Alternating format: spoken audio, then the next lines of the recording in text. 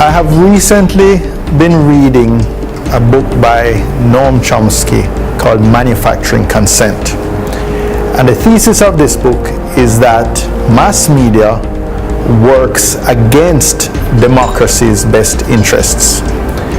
It shows that, or it attempts to show that mass media serves the interests of the powerful, its investors, and generally speaking, the vested interests in society.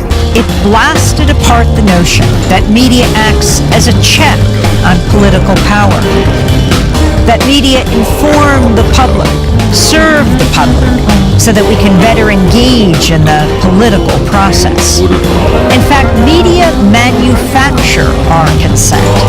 They tell us what those in power need them to tell us so we can fall in line.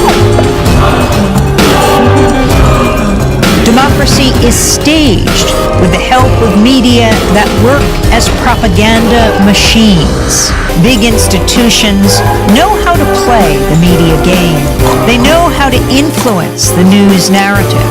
They feed media scoops, official accounts, interviews with the experts. They make themselves crucial to the process of journalism. That book was written a couple decades ago. But the points that it made are even more so today as the economics of mass media continue to get more and more challenging for these companies. Mass media firms are big corporations. Often they're part of even bigger conglomerates. Their end game, profit. And so it's in their interests to push for whatever guarantees that profit. Critical journalism takes second place to the needs and interests of the corporation. So they're basically scrounging around to get advertising and for their old traditional models to be sustained. In Jamaica, we have seen recently, certainly in the last 2 years, a certain passivity of media towards the government. In fact, in many cases, they seem to spend most of their time doing PR for the government. But the truth of the matter is, when you look at radio programs, talk shows, and big chunks of them are sponsored by the office of the Prime Minister.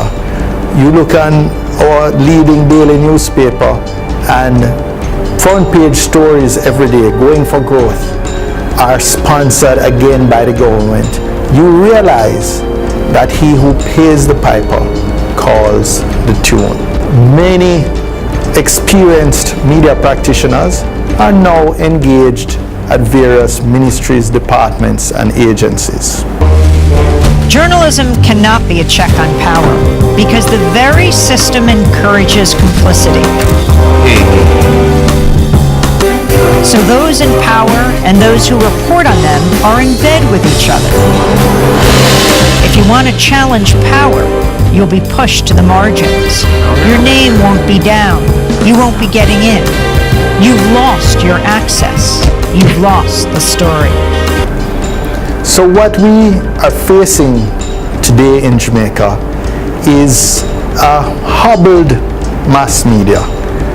And how do we hold a government to account when the media, which tends to lead public opinion, are instead apologists for the administration?